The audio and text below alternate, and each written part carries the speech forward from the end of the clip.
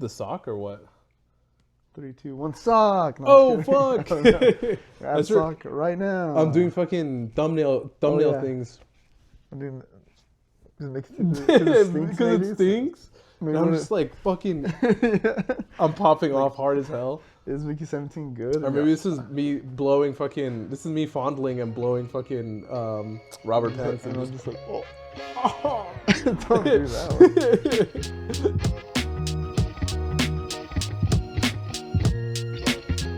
Welcome back, Communal Sock members. We're back with another film review. This time we're going to be hitting one of those movies that just came out. Mickey 17, Robert Pattinson, Bong Joon-ho film. Yes, sir. We're just a few minutes. We're just a few minutes coming back from watching that movie, and yeah. So we're gonna first do a little quick, no spoiler review for those people who want to check this out. Maybe get an opinion of whether to go watch it or not. And then after that, we're going to go hit the acts and then see what we like and disliked about the movie. Yeah. So just to give it like a kind of general synopsis of what you're going into when you're watching Mickey 17, which if you watch any of the trailers, it pretty much tells you the exact same. It tells you everything, gives you beats, gives you so much bullshit in the movie that you shouldn't fucking see if you watch the trailer. Thankfully, I missed a bunch of them. But if you're going to watch Mickey 17, general synopsis is that Mickey Barnes, Mickey 17, who's played by Robert Pattinson, is a guy who is joining an expendable program, which is basically this program that's a part of an expedition of people who are going to try to develop a civilization on a planet outside of Earth. Yep. And basically kind of goes into the expendable program, which if you did see anything from the movie, is the act of copying someone's body and self and storing memories so that you can use them as an expendable person to go off and die. So that would leave with lots of really funny moments for the movie, and I think they used it pretty well, I would say, generally. Very good use of people dying as comedic relief, I guess. Yeah. Some cool like slapstick stuff that was going on with not Timothée Chalamet, with Robert Pattinson. I think generally, I thought it was a lot of fun. It was very fun. There's like, I don't know, hardly anything, if anything, bad to say about the movie. But for the most part, it was a very good time. There's a lot of more sexual stuff than I thought there was going to be. Yeah, I didn't expect there to be, and it's pretty early on too. Very early on. Where we're just getting hot sex montage going on. And honestly, I thought there was going to be even more. After I saw that, I was like, oh, they're just going to be slapping me with sex. Yeah. But they don't hit you with that much sex afterwards. But luckily. It's kind of just to flow out these two people's relationship and their character. And also has like a lot to do with like, because, well, now I don't know if this is spoilers, but they're like, because they're on an expedition, they're trying to ration food and stuff like that. Oh, that's true. Well, I think that's a little more spoilery, but not really. Is that spoiler? I don't really know. Because I'm just like, generally, I feel like people are going to know that you have to like ration food if you're on an expedition. Well, I mean, but I don't know, if you think about it, if we have the tech to go to a different planet, you don't think we have the tech to fucking freeze food, dude? You know? Yeah. To prepackage vacuum seal food? Or like find some way to do like some calorie dense bullshit. It's a funny gag if you don't have a vacuum seal is to just close the Ziploc and just suck it all up, and you get all the raw chicken in your mouth when you're meal prepping stuff. A little bit of salmonella. I've hit that a couple of times. You're like creating antibodies, kind of. I am defending myself for when I inevitably undercook my chicken. But yeah, the movie doesn't have like a lot of downtime. I think in terms of like. In terms of comedy, I think there's like pretty steady laughs, especially in the theater we're in. It wasn't very packed, but there's like a good amount of people in there that were pretty jiving a lot with the comedy of the movie.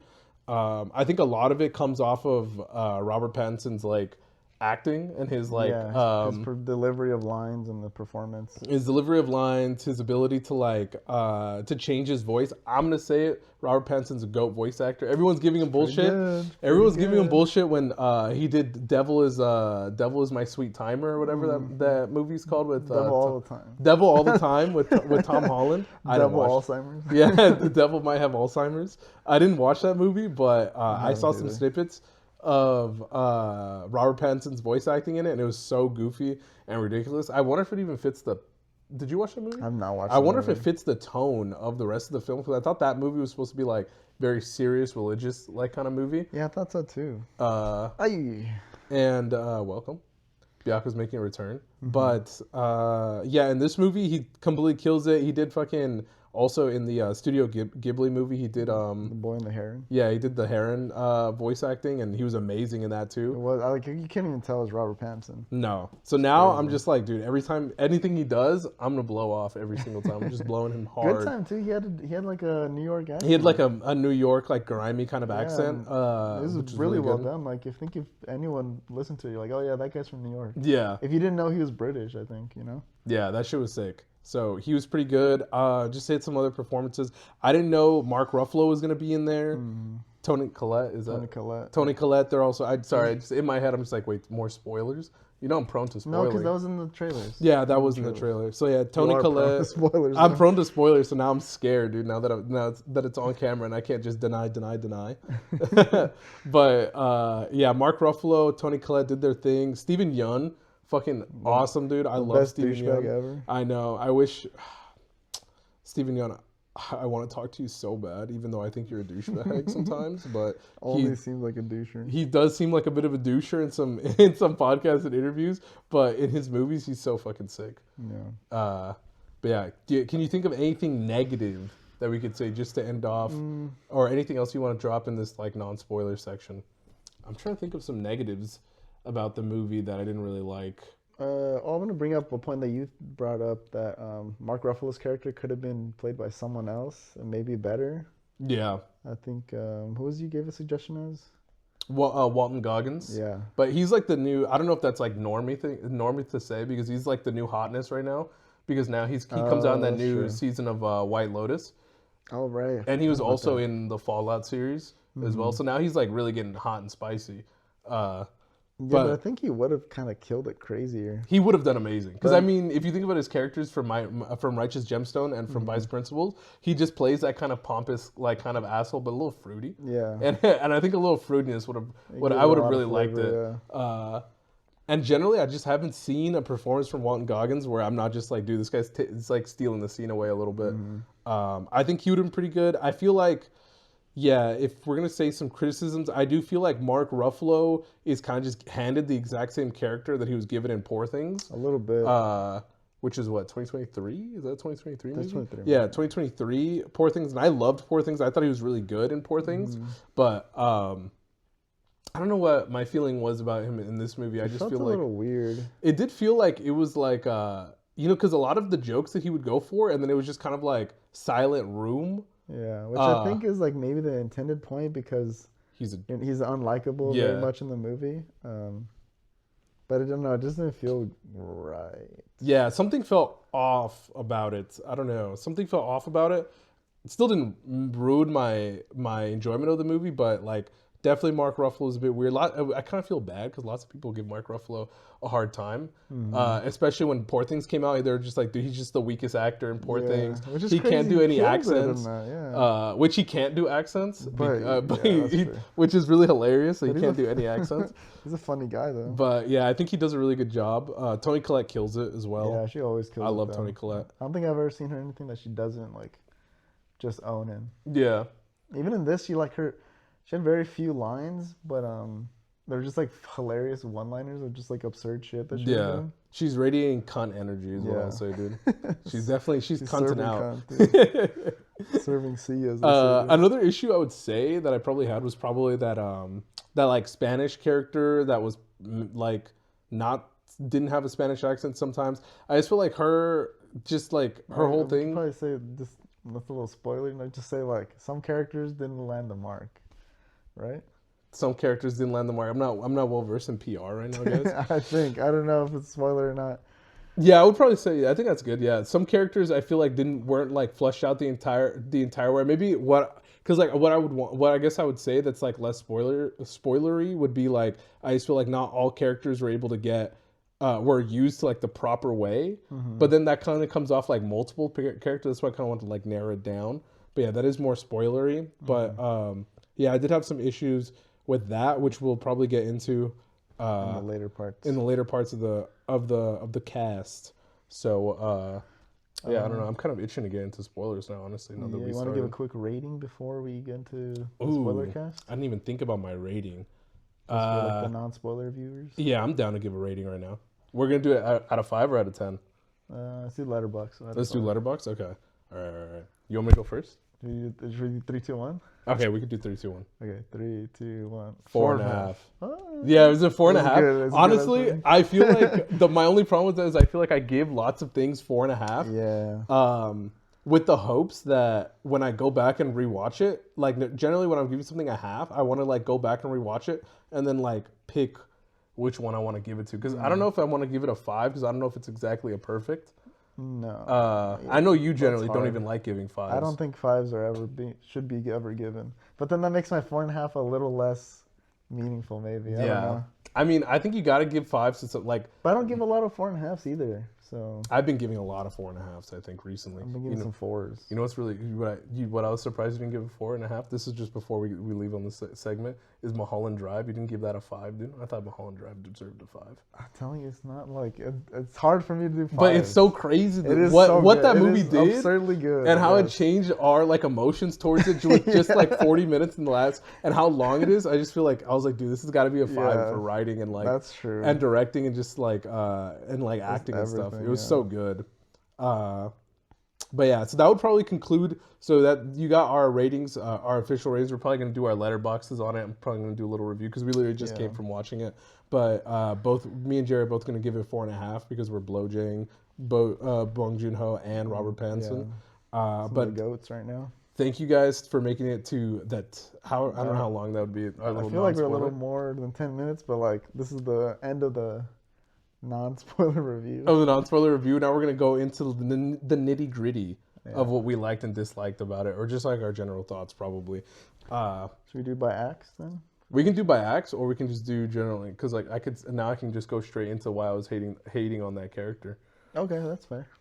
Because what I really wanted to, because now I'm feeling like it's my back up against the wall, and people are like, dude, why do you hate this fucking chick for being Spanish? Why do you hate women, dude? Yeah, why do you hate women? And then also, why do you hate women that are marginalized and have accents? Well, dude? Spanish women, if she's Spanish, and she's different. Passing. She's white passing. That's what I'm saying, dude. She's not that marginalized. If anything, she'd be attacking me right now. That's true, both of us.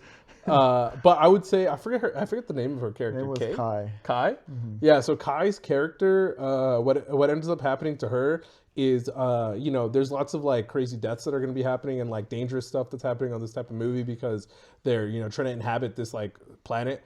So they're going to inhabit this planet. Some ice comes down and it kills her friend, lover. Mm-hmm. Most likely lover. Yeah. From the pictures that they show on her mirror, they're lover, but they only like referred to her as friend. I think that was like a point for Mark Ruffalo and Toni Collette's character to be like, we're like, because we're pure. Yeah. Okay. So non-spoiler thing is like those characters are pretty much like, it's Trump Nazi like Trump not they literally just so unsubtly just like show to a little pin that Mark Ruffalo's like goons are wearing. It's just like a variant of a Nazi symbol or something.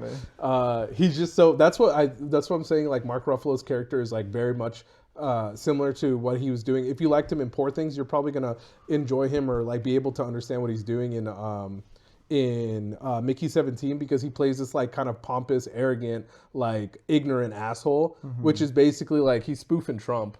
Yeah, he's spoofing Trump. He's spoofing Musk. Yeah. He's kind of just like a lackey getting puppeted as well throughout the movie. But yeah, back to what I was saying about what's her name, about Kai. So yeah, her character, she's going through all this like trauma and stuff like that. She's kind of like sad and grieving about her friend dying. Slash lover. And because I'm going to be on the side of Mark Ruffalo and I'm going to be like, dude, they're fucking friends. What are you talking about? She wanted to fuck Robert Pattinson. No way she was gay. That's true, because even when they first met, she was kind of like, hey, what's up? She was eyeing him, yeah. And then Robert Pattinson's girlfriend was like, nah, it's mine. Yeah, and then she just like starts hard macking him in front of her. Which is, I thought was really funny when they're making on. They're just like, are you guys open? They're really bringing up polyamory right now. Oh yeah, maybe she's just bi. She was definitely bi because she wanted to fuck Robert Pattinson for sure. But yeah, so I feel like her character was kind of, I feel like it was going somewhere. It had some semblance of like what was going to happen. She was trying to fight with Robert Pattinson's love. I wish we had the cast open. So I know their names. I don't know who played Nasha. I don't know her name. She's come on a lot of stuff though. Yeah, I've seen her in a lot of stuff. She kills it. Yeah, she was really good. Also, her action sequences were kind of crazy. Dude, it was crazy. It's cool. She hit a hurricanrana on Toni Collette at some point. Yeah, that shit was crazy. Cool. But yeah, so they're having like a sort of like love triangle fight over Robert Pattinson's character, and then it kind of just like goes nowhere because some other big plot points start happening, and then we kind of just don't really hear from her for like the rest of the movie until the ending. Yeah, but really, and even then, it's nothing. And in the ending, I think what really upset me about it was the fact that at the ending we didn't get to like see her or talk to her for like the entire climax and third act of the movie, and then we just get like a hard cut to her reaction to Nasha's speech at the ending, and it's her like flipping her off in this like comedic way. It just felt kind of like almost cheap in a way for me to be like, what, they're just putting her in here to like do a flip off scene for Nasha, and I was just like, eh. I think her whole point of her character was kind of just to show the audience how easy it is to get manipulated by like a charismatic like devil tongue type character. Because like in that when she's meeting with Mark Ruffalo, Toni Collette, and Robert Pattinson, they're having like a dinner, and that's when he explains like the whole like perfect race kind of thing for this new planet. Yeah. And at first she was kind of like hesitant. She's like, "What the hell? Like, am I just like a body to you?" kind of thing. But then he starts like sweet talking her, telling her all this stuff, and then she's like, kind of flips. Yeah. And she's like, "Oh, okay, maybe I will just like fuck Robert Pattinson and get a seat or something like that." Yeah, I don't know how much of it was a flip or if it was just kind of her being like, fuck, this guy's the boss. Like, I gotta listen to him. And then I feel like the real flip. She was like so into it though. Yeah, but I feel like the flip kind of happened also when she like, or I could really believe that she had flipped once she like unloaded on that little baby alien, on the baby creeper.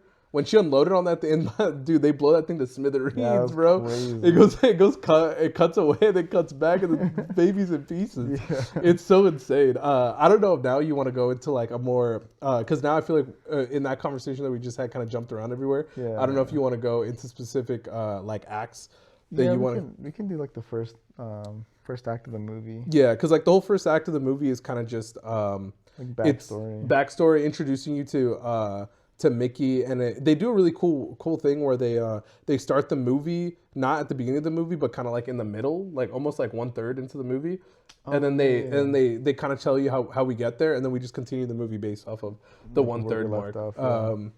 It's not like your cliche, like, you want to know how I got here? Yeah. Like, ever since I could remember, I wanted to be a gangster. Yeah. some awesome, dude, that's a banger, though. Yeah. That, I mean, I'll never get that out of my head, but yeah, so that, the whole beginning, first act of the movie is kind of just, like, throwing you into the scenario, probably for, like, shock value of, like, showing Robert Pattinson, like, almost dying in this, in this, like, random, for your knowledge, just Arctic, but it's, this other planet. Then it's Steven Yeun being kind of a douchebag. Yeah, that sets up his character pretty well. Yeah, which I didn't know Steven Yeun was going to be in this movie either. He was fucking a pleasant surprise. I remember him in the trailer for sure. Yeah, I think I erased the trailer where the part where he's like going down. He's like, "Hey Mickey, you're not dead yet." That's like in the trailer. So. Oh, I see. But yeah, I remember that. Then you get that, and then you kind of get after you get that, then you get the backstory as to what leads like a person basically to want to go onto an expedition, because you have to kind of answer that, because if you're going on to like this whole other like space travel mission, like leaving all your family and friends behind, you're effectively like just not going to be in contact with those people anymore. Yeah. So you have to kind of explain that, and they do that in the first act. Yeah, it's a cool way to show. It's kind of like what do I even say? It's like a cool way to show like how like the lengths people go when they're desperate to like find a new life kind of thing. Yeah, when their backs are kind of up against the wall kind of shit. Yeah, and then they're also like juxtaposing them to like the Trump MAGA supporters that are like trying to do the same thing. Yeah. For Mark Ruffalo, like we said, he's like the Trump's like esque character. Mm-hmm. And they even wear like all red, like all his like fucking like his merch all basically. About red, yeah. That would be really funny if he was also. I wish Mark Ruffalo was pushing merch on the thing. He's like, please buy your fucking one day we're gonna be great again or whatever. I don't even know what his thing was. His like slogan. I forgot what it was. I think it was one true colony or something, like we're the one true race or some shit like that. I remember one was on the hat.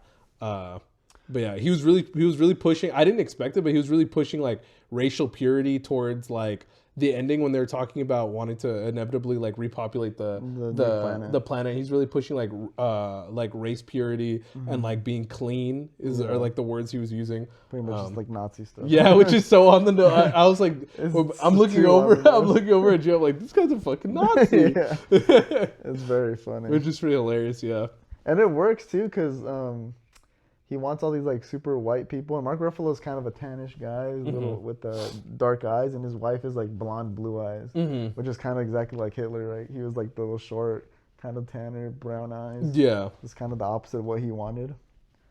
With all those kinds of characters, are just like they hate like they always have some sort of hatred for themselves. Yeah. Fuck. Oh, but to push that point where you're like, if he was selling merch. When Robert Pattinson's character is like first signing up, there's like a storm or something outside, and they're like, "Oh, make sure all the things are gonna be all the gateways are gonna be canceled, but make sure you pick up your like snow goggles and coats for a discounted price." Oh, really? No way! So they slipped the little merch thing in there. I didn't know that Mark Ruffalo hit us with the fucking merch in bio right now. Make sure to get your discount. Yeah, it's pretty funny. But yeah, that's hilarious. I didn't know that they did that because that makes sense that his type of character archetype would exactly do that. Then like following, you kind of get like the backstory between Robert Pattinson and Stephen Yeun, and during this time you kind of I'm trying to think of what you thought his character was, because at some point, like, so the whole point of what's going on with Mickey 17 is they're using some sort of like body printing system that like uses recyclable like waste, organic matter to like make a new body, and they basically just upload all your memories into like a little brick, and then when they spawn you back in, they just shoot your little memories back in there, so you're basically the same person. Like, I felt like that brick had to mean something. I feel like they said something specifically. They're just like I think they even said it like how ironic that it's just like a brick or something, because she was saying like, to have enough like space to store all of the memories in your brain, it would take like an industrial sized fridge. And now we have it in this little brick form. It had to mean something, but just like passing over my head right now. At least for right now. But yeah, the interesting thing that I was going to say is like, do you feel like Robert Pattinson's character kind of like, because he said that certain different like versions of himself had different personalities. Almost like some had more anxiety, some were like lazier, some were lazier, some were more scared, some were like angry. Do you think that is true, that there was like some difference in each copy of Mickey, or do you think it's just like some sort of almost like user error, because you see like also how comically like I don't know what the word is, but like almost unprofessional that the science staff were when they're preparing, like incompetent. Yeah, incompetent, because they're all like playing like card games and stuff like that while Mickey's getting printed. There's a dude like tripping over the wires. He's like tripping over wires that's supposed to be they're supposed to be like loading in his like brain memories into him.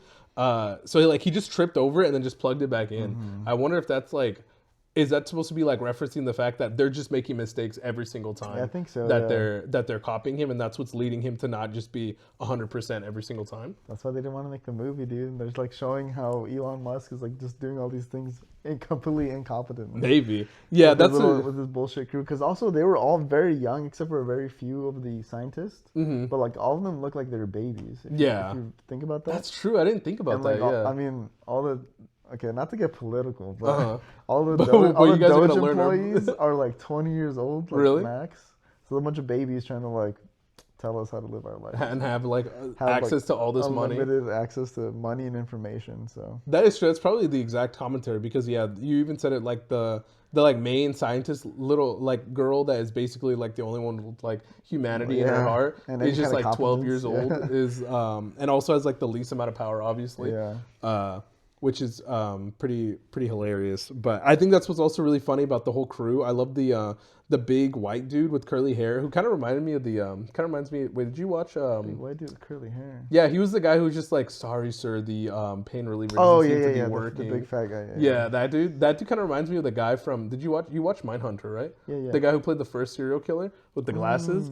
I think it's like Ed Kelm or something like that. I don't remember what the name of that serial killer was. The first name was Ed for sure. He kind of reminds me of that guy, but I don't think it's that guy. He looks like a younger version of that guy. Yeah, I don't think it's that guy either. But that guy was pretty. He did a really good job of being like an incompetent dumbass. Yeah, that's like and leading. It's also just like a yes man to everything. That guy was really hilarious. So there's another really funny. The whole dinner scene is like really hilarious. But what I was getting into that for like the whole Mickey having different types of personalities is that. Excuse me. You fart a little bit? I burped. Farting. Come on, man. That's why you're covering the cat's nose, dude. Dude, I think he farted straight up. You can't blame it on the cat, dude. Look at him. It's that meme where you have to cut in the meme where she's like, did anybody hear that? You know, the little Mexican girl, that hard shard. I think there's a ghost or something. That's like then they cough and then they fart right after. Yeah. To cover it up. I love that shit. I saw a really fucking funny fart joke on TikTok, but that's for a different time. But yeah, so that's where. So you're basically saying that every Mickey 17 copy is probably different due to the incompetence of the workers that are there. Also, I think just because of like the nature of it, right? I think a lot of cloning, like media, it always goes to show like you're just not the exact same person that's just reanimate. They're individual people. Mm. So I think that's why they had the different personalities. That makes sense. Probably also along with the incompetence or whatever, but yeah, I think that's why like it's always like a big thing about ethics when they have cloning in media, because they're like, okay, these are their own people. They're not just like you re-uploaded, because you can't really ever do that. Yeah, and they touch on that too. Yeah, and they touch on that with like the guy who like originally did the cloning and he like used himself to give like alibis and stuff like that. He also had one just sweeping, and I was like, yeah, I'd just clone myself to make slaves probably.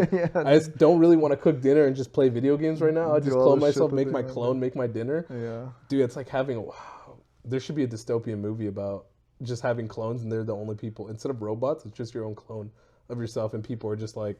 I feel like that's been done, no? Like... No, it's the idea, like the... I'm thinking about, the problem is The Island, but that was way different. That was kind of like... Have you seen The Island? I think it's an Ewan McGregor movie where they get clones. They get clones of themselves, and it's pretty much just like an organ harvester. Oh, really? So, like, yeah, if you're sick or you have, like, a bad liver or something, they'll have your clone and just rip out a liver from them because they're exactly you. It's a perfect DNA match, and they just put it in you. That sounds really fucking optimal, honestly, and efficient. But then do they get into the moral... the whole point, yeah. Yeah, the moral ethics of it? The clone, like, wakes up or something. I forgot. They always become sentient. They're just like, please, I don't want to fucking give up my organs. Which is the same thing that's going on in Mickey, where it's just like, fuck, I only live for, like, 15 minutes or something. And like a record or something. Yeah, and also, I mean, I think that they're also putting in the personality changes to also. I don't know if it's to give Robert Pattinson more to do in like the scenes, because he's giving a little like the different clones, right? Because you can't just be the same guy. That would be like not exciting for the story. Yeah, it wouldn't be exciting. Which is not. I was expecting them to all just be the exact same guy, but no, yeah, they have like all different personalities, and I loved Mickey 18 in it. He was pretty hilarious. He was pretty evil and had like older brothers, like I'm gonna fucking take care of you vibes out of nowhere, which was really fucking hilarious. There's like a really good scene that they have probably midway into the movie where after the dinner scene, because he gets kind of treated pretty terribly. He comes to this dinner scene under false pretenses of assuming that he's won a prize, because everybody's getting like really poor and like shitty rations, which is just like gloop, just like dropped onto your plate that you get to eat. But you get every month, I think you get like to have one person is picked to have like a nice dinner with Mark Ruffalo, where they have like all this really extravagant food and like sauces that Toni Collette's like obsessed with. I know. Which I don't really. I wonder what the fuck the point of the sauces is. Honestly, it has to be. There's something that we're not getting. There's probably some fine dining maybe thing going on where like only like the rich and like those types of people are caring about fine dining and these types of sauces. She did kind of drop plating, that a lot. And stuff like that. She was saying only poor people don't care about sauce. Yeah, I would never waste my fucking delicate sauce on you. Yeah, which is ridiculous. The palate for it or whatever. Yeah, there's that cool scene that I was thinking about where he like older brothers him, where he's just like, dude, so like he basically brought you into this dinner and then like fed you poisoned like tested meat to see if they can have like artificial meat that they could feed their that they could feed their workers. Which, I mean, honestly, all of this that he's doing to Mickey would be fine because it's technically his job. Yeah. But he's just is also just Mark Ruffalo is such an asshole about it the entire time, So evil. and everyone is like so not communicating what they're doing, what they're gonna be doing to him. Like, I mean, the very like I'm jumping everywhere, but like the very like opening of the scene or one of the beginning scenes is where he's like outside in the spacesuit, and they're just like he's like, oh, what am I supposed to be doing out here? Like the wire's already connected, and he's like, you've actually kind of been exposed to a ton of radiation. We just want to see what happens to you. Yeah, and it's like all these science geeks are just like, so you're gonna tell me like, are you feeling any like skin burning, and like when your skin is burning, like what kind of pain are you feeling, and when are you gonna, and just like kind of note down when you're like inevitably gonna die, so we can get like a time of death framed out. So it's like very evident in the movie that they just like have no fucking care for Mickey or what's gonna happen to him or whether or how he feels about anything that's happening. And like it's kind of nice because the only people that really sets up the female lead in the movie for Nasha to just be like a really nice and like person that's like kind of ride or die for Mickey the entirety of the movie. And you said some pretty interesting thing about it where like they kind of like redeemed her a little bit way through. Yeah, because in the beginning, they don't really show you how caring she is towards him. It almost looks like she's just possessive. Yeah, obsessive over him. Because it's just Robert Pattinson over and over, just being like, dude, she's always there for me, man. I love her. Yeah, and then when you see her, she's kind of just like, oh, this is mine, kind of thing, and like it almost seems like weird. And he's like always like doing stuff for her. It almost felt like a little Stockholm syndrome a little bit. But then they have that nice scene where he's like in a gas chamber essentially, and then she like freaks out and like she's like, no, I need to be in there with him. She like holds him while he dies. Yeah, she holds him and like is comforting him in his like last moments as he's dying. Also, just to juxtapose that, in that exact same scene, the whole science crew is getting pictures to document their scientific discovery at the very moment. Nobody gives a fuck that Mickey's literally dying in the screen behind them. They don't even try to hide it or anything. I think another thing that adds to the fact that you kind of feel almost like Nasha is like very possessive over Mickey is just also the choice that Robert Pattinson made to voice for Mickey 17 is like a very like he comes off as like a very innocent, like naive, very skittish like passive kind of guy that isn't like is kind of just like always trying to please is kind of like the vibe he's going for. So it almost feels like she's just like steamrolling him. Yeah, is what I could picture easily, like her steamrolling him. Yeah, with like the kind of even soft when nature they he has meet too, right? Because like they're like the cafeteria. Mark Ruffalo's doing a speech, and she's like, "Get over here, sit down over here," because they lock eyes, and then he's like, okay. Yeah, and he literally has nobody. And at that point, everybody's literally being an asshole to him. Yeah, so shitting on him for some reason. So she's literally like the only light that that is giving him any like reason to like continue doing what he's doing. Yeah, which is kind of not. It's nice that they gave him that like kind of immediately right off the bat. Yeah, because it would have been fucking harsh if he didn't have like some kind of support system. I guess. Yeah, I guess it would have been a different, like differently toned movie if he didn't have that. It would have been a lot sadder. Which I mean, I feel like generally. I haven't seen that many Bong Joon-ho movies. Did we watch that? What was that other besides Parasite? Have we seen another one? He didn't do the movie that I'm thinking of, that horror movie with he didn't do that. He didn't the Wailing. We watched that one when there's like the sea creature. Do you remember that one? Oh yeah, The Host. The Host. The Host is good. Yeah. And yeah, you're right. All his movies are like have very comedic. They have like comedic, yeah. Which I don't know if that was just like some sort of like thing that they do with like Korean movies, because that guy that he gets to do a lot of his movies, the guy who plays the father in Parasite, like that guy is kind of just like he's also in The Host, right? He's the dad in The Host. Yeah, I think so. And he's pretty goofy in that as well, because he's kind of like, you know. Is he not the same guy in that scary movie? In which scary movie? In The Wailing? Yeah. I think he is the same guy in The Wailing. I think he might be the Korean goat, dude. Yeah, that's true. So, I might have to Google that, honestly. Because I was thinking maybe he's like a comedic actor kind of guy. He wasn't funny at all. No, that movie was not funny at all. And it was kind of a slow burn. I don't think that was him, actually. Oh, damn. This is a different guy. Yikes. Yeah, it's a bit yikes, dude. And let me, just so for everyone to know, who the director for The Wailing is Na Hong-jin. So definitely not Bong Joon-ho at all, so. Doesn't even sound like it. Couldn't even pretend to say it was. Yikes, dude. But the other movie that we saw, which was like my only other point of reference, would be Parasite, and that movie has a lot of comedic moments to give levity to like an otherwise like very serious like situation and sinister situation. Snowpiercer is another one that we've watched. Yeah. Also a lot of funny bits with that. Yeah. Chris Evans is the lead. We should do a fucking ranking of Bong Joon-ho movies, but only watch like 3 of his movies. He's like, these have to be the top 3. But yeah, so I would assume, but I feel like even in those other movies, in like Parasite, and because this is where I would have to call us like a bit of hypocrites here. Mm-hmm. We're calling us a bit of hypocrites, which is like, you know, we're saying that we didn't like Anora that much because it was leaning away from like what Sean Baker does to make his characters a lot more grounded, gritty, and like real. And I feel like in this, and we also said Anora was probably like his most accessible film. I feel like Mickey 17 is a very accessible film for Bong Joon. I feel like people who can come into this can just like very easily watch it, not feel that really bad about it. I mean, I did actually feel pretty bad for the aliens when they were getting murdered. Yeah. I felt pretty bad for them, but I feel like this also doesn't really go that much into like the like deep like emotional impact of some of like the themes that are going on with like, you know, government just like using and abusing you, just like using you as waste, seeing you as something that's like that's like the whole point of the movie though, no? What? Like the whole point of Mickey's characters is to show like how nothing we are to them, like the expendable. Yeah. Right? Like they just covered it to make it like less, I guess, in your face. Is like oh, it's like only a certain program, but like you know, that's how they're treating the whole group like that. That's how the government sees us, right? Or sees their people as like just nothing. Yeah. The only thing I would say is just like, do you think that generally we like it when it's a lot more real and like and like sad, I guess, for lack of a better word. We do like it when it's a little bit more gritty and like and depressing.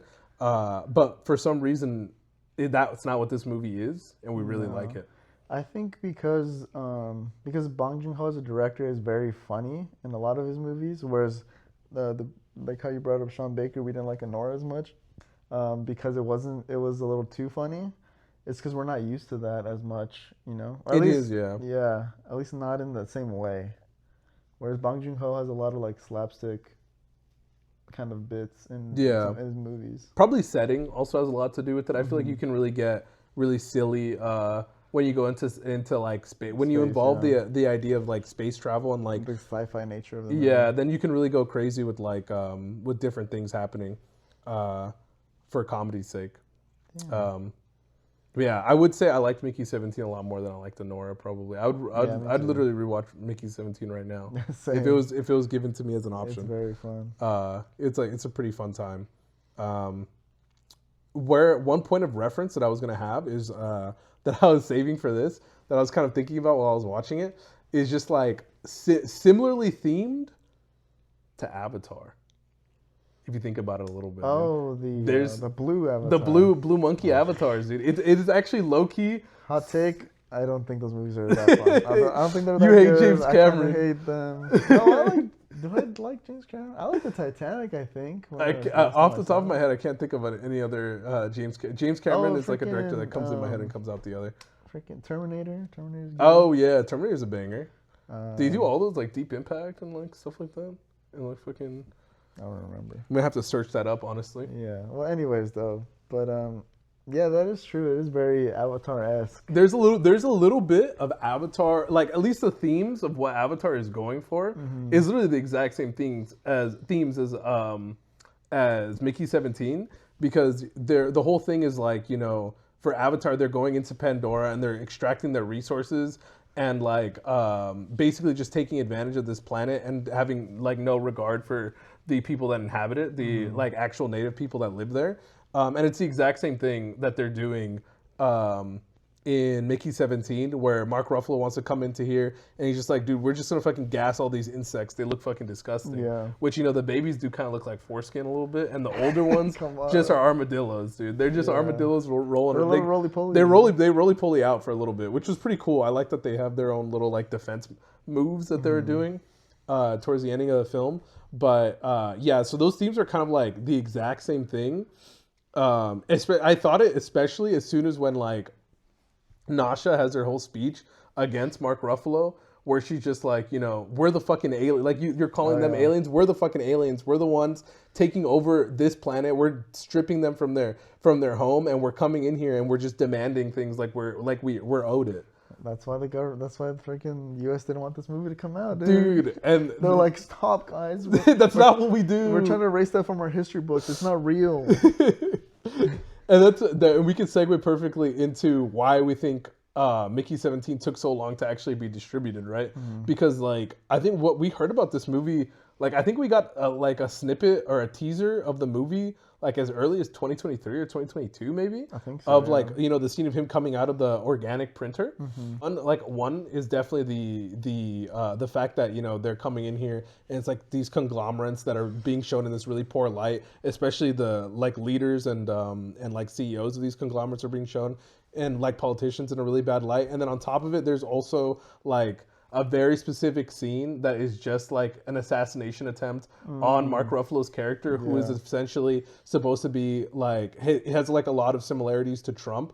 So I'm just assuming like right off the bat that as soon as I saw the scene, I just like, this is why the movie didn't get made. I was like, this is why the movie had to have Plan B as their producer, dude. And they also did too, because like imagine, I mean, I don't think this movie would have had that kind of impact, but imagine during like the political campaigns, you hear Trump already had an assassination attempt on him. They see this, and then they see Mickey 18, like how he radicalizes himself very much. He's like, nah, this is bullshit. And he's a hero. Yeah. He's a hero for it. And he looks cool. Like, and you sympathize with him because this guy is just like making like everything worse and just making life miserable. I mean, he's literally taking every wrong step, and then also he's just getting puppeteered by soul patch piercing. Also, which was kind of weird that he was kind of like, I didn't realize, because he was kind of like, he's butlered out a little bit. He's like, he was handing out the food, but he was also like just telling Mark Ruffalo what to do and what was the best things to make him look good, while also Toni Collette was like okay with it as well. I think that guy is more of like, media is just like, they don't care about like the damage that they're doing, but they're just like, this is a spectacle, we're gonna get it regardless of what it's doing to anyone else, Yeah, that's true. He was number one cameraman. Money, so pretty much. He was number one cameraman, and a lot of the things that he was like trying to, where he had like a lot of input in, was a lot of being like, dude, we're gonna have you have this speech right before we kill these all these disgusting bugs. We're gonna have you have a speech where you try to reason with them, but you couldn't get to it. So now we have the inevitable truth of having to exile them to protect our own people. He's like already creating this whole narrative. He is exactly like what is like Fox News or something. He just already like has a narrative in his head before he's even filming before he's even filming it. He knows what will like encapsulate people to want to support Mark Ruffalo's character more. Yeah. So very much like the MAGA base. Yeah, and I mean they have like exact like MAGA fanatics in the movie, like Gerry talked about it earlier during that, like where there's like a sandstorm where you got like merch and bio kind of thing. Those guys, there's like guys there that are just like really, really like dick hard for Mark Ruffalo's character. They're just begging to be taken to this new oasis where it's like where they can create a pure colony. And yeah, I mean that's what I would assume why it was like so hard for it to be made during the time, because I was very confused as to why it wasn't being made. Bong Joon-ho just was the first foreign director to win Best Picture and Best International Film, right? Yeah, I think so. And his movie swept it. It was like a big deal that Parasite won during its year, which I want to say is 2019. Yeah, maybe because his movie came out in 2018. Yeah, so it was like probably around 2019. So like he comes off of that, and I don't think he's made a movie since, right?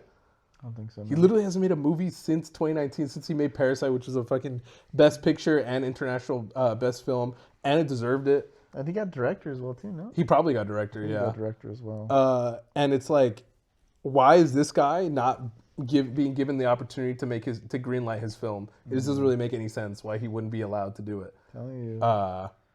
And now it's like, censor us.